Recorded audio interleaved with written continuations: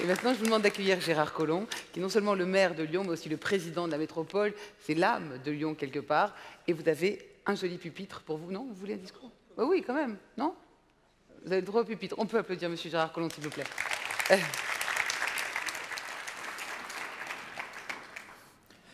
Madame la ministre de la Santé et des Affaires sociales, chère Marisol Touraine, Madame la maire de Loutch, qui doit être dans la salle et qui nous fait l'amitié d'être avec nous aujourd'hui, Monsieur le représentant du Conseil régional Auvergne-Rhône-Alpes, Monsieur le président du Forum Biovision, Mesdames et Messieurs les élus, cher Alain Mérieux, je salue évidemment Jean-Louis Touraine, qui à l'Assemblée suit avec passion les problèmes de santé.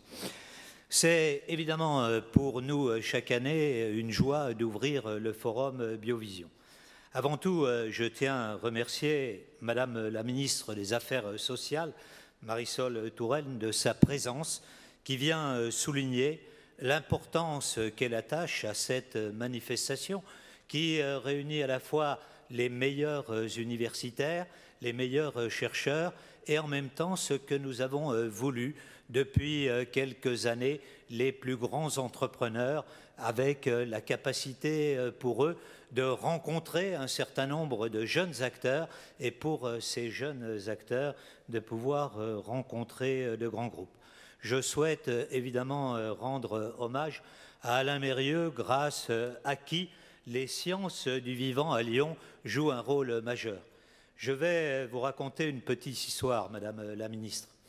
Il y a quelques années, l'écosystème de Lyon, dont je vais dire quelques mots après, n'était pas aussi développé qu'il l'était. Et un grand groupe, en l'occurrence Sanofi, s'interrogeait sur le lieu d'implantation de leurs activités. Et donc il y avait une grande réunion du personnel de Sanofi, de toutes les usines, les centres de recherche français qui se tenaient à Lyon. Et à l'époque, c'était Jean-François Dehecq qui était le président de Sanofi, et il nous disait « je m'interroge sur le site de Lyon ». Alors évidemment, comme mon prédécesseur, M. Raymond Barre, avait créé Biovision, et que pour nous, cela semblait comme une perspective d'avenir, ce qu'il nous disait nous posait quelques problèmes. Nous sommes dit avec Alain, avec Christophe Mérieux, son fils, qu'il fallait réunir l'ensemble des acteurs universitaires, l'ensemble des acteurs de la recherche et l'ensemble des entrepreneurs qui existaient sur le territoire de Lyon.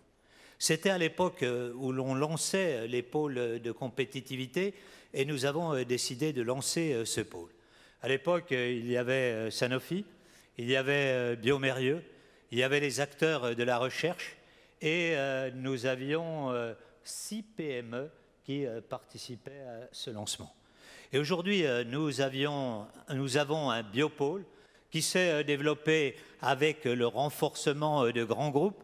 Et vous savez qu'il y a quelques années, Sanofi a racheté Genzyme, qui était déjà venu s'installer à Lyon, et qu'avec Christophe Mérieux, nous étions allés démarcher aux États-Unis, que Sanofi vient d'installer un nouveau siège au cœur du biodistrict de Gerland et qu'aujourd'hui, c'est un acteur majeur de notre agglomération.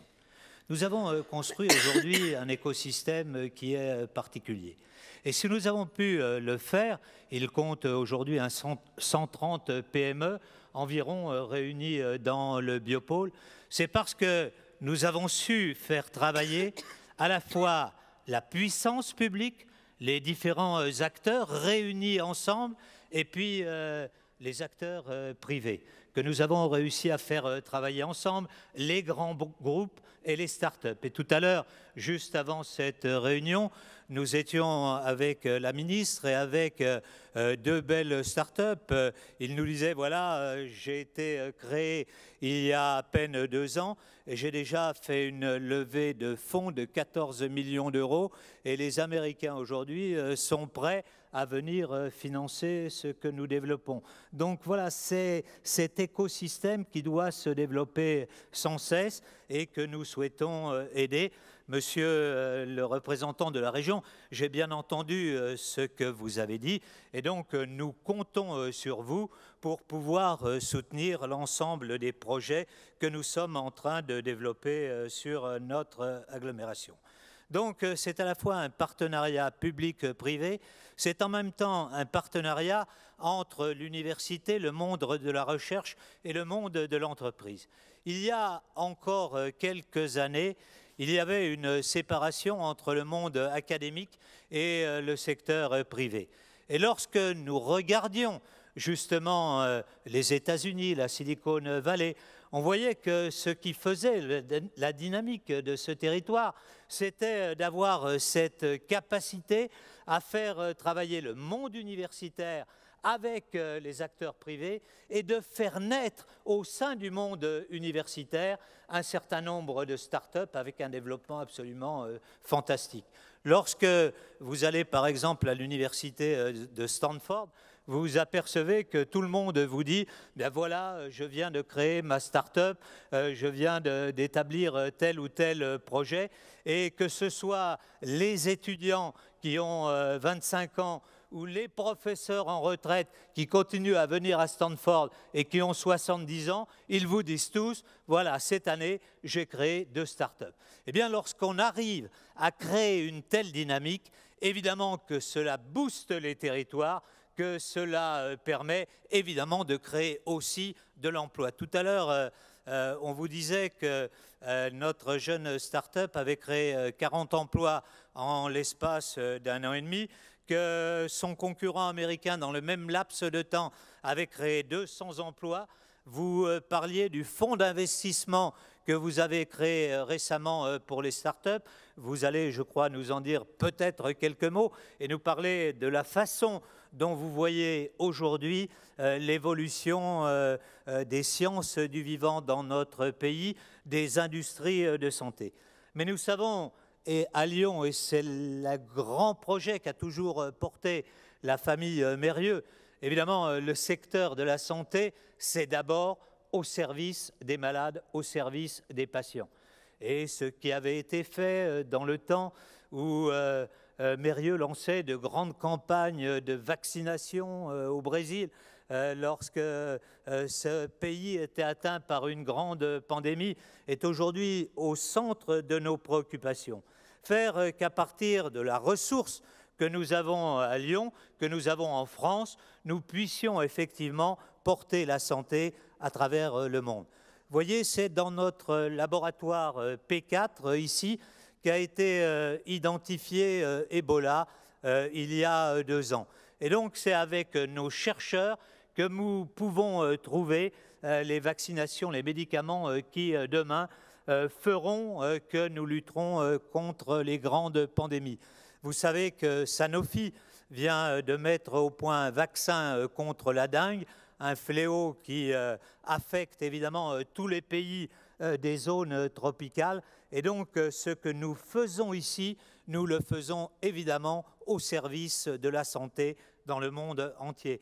Vous aviez organisé récemment, c'était il y a une quinzaine de jours, une réunion de l'OMS qui réunissait à la fois le président de la République, François Hollande, le président d'Afrique du Sud qui était présent et avait tenu à ouvrir cette conférence, et avec beaucoup de ministres de la Santé venus du monde entier. On voit qu'aujourd'hui, il y a une solidarité croissante entre nos pays occidentaux et le monde entier, en particulier les pays émergents, pour qui avoir des systèmes de santé performants, pouvoir essayer de lutter contre des pandémies qui vont se développer, mais qui sont au départ naissantes, est quelque chose de tout à fait essentiel. Mesdames et messieurs, moi je suis heureux d'ouvrir avec Madame Marisol Touraine cette session de Biovision. Elle regarde toujours de manière attentive l'ensemble de l'agglomération lyonnaise et évidemment les hospices civils de Lyon sont un acteur de premier plan parce que ce sont eux qui portent, on va dire, le flambeau de la santé dans cette agglomération. Elle nous a aidés à restructurer nos grands hôpitaux, à la fois donc neurocardio, l'hôpital Édouard Herriot, et c'est grâce à elle que les hospices civils vont pouvoir aller de l'avant. Merci. Monsieur le maire, merci beaucoup.